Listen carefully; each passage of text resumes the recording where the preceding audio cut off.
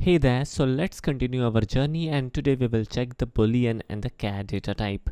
So first of all, let me create a variable of boolean type. The name of the variable could be like var and the value could be like true. Now friends, this true value is a keyword, so we need not to make use of any single quote or double quote to enclose this value. Alright, so if we print this variable, then definitely the output would be either true or false based on the value inside a boolean variable. So here is the true value. Likewise, we can give the value of this variable var as false. So here is the output. Now, unlike C, we won't be able to give the value as 0 or non-zero value. For example, if we give the value as 0, then definitely there would be a crash and here is a compile time error.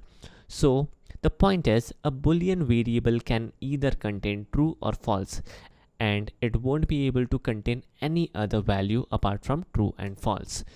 So this was a short explanation related to boolean variable. Now the char type of variable are more sophisticated. Let me show you. Now let us try to understand the char data type. Firstly, let me comment these two lines of code. Alright, so moving forward, let us create a char type of variable.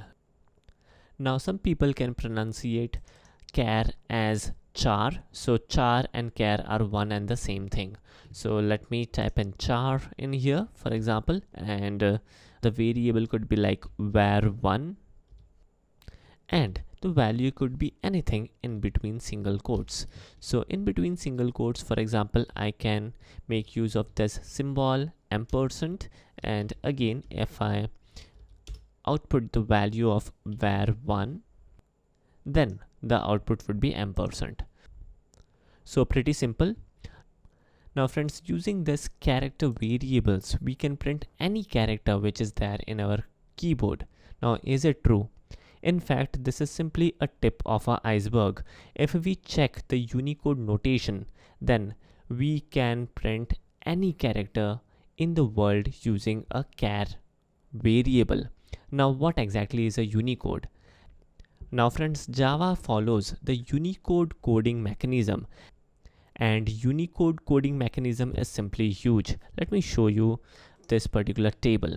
For example, if you Google for Unicode table, then the first search result would be from unicode-table.com, and here is the website, and this will show you a table, and this table is simply huge.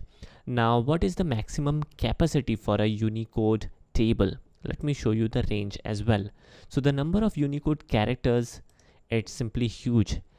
The possible characters are 65,536, and if we check this table, Java can print any character from this Unicode table, and this table is such a huge table that you will find character from each and every language on this earth. So this is simply huge.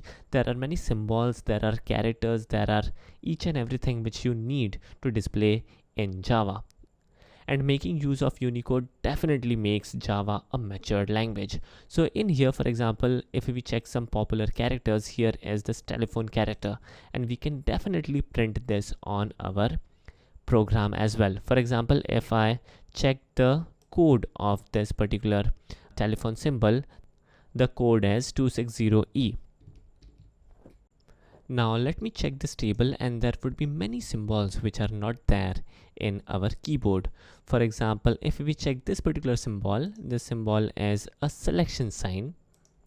This symbol is not there in our keyboard, right? So if we would like to print this symbol on our program, then this is pretty much possible. Let me navigate to our program, and in here we would be making use of the Unicode code to initialize this variable var1, and the way is pretty simple. We will make use of a slash, then lowercase u, and then we will make use of the code of the character, and finally let us also print this, and here is the selection symbol.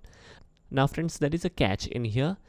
A Unicode table is huge, and usually the editors and your IDE will follow the subset of Unicode.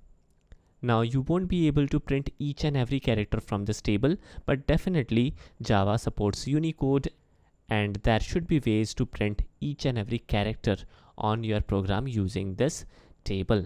Alright, so moving forward, this was the char data type, and using the character data type you can print any character on our console.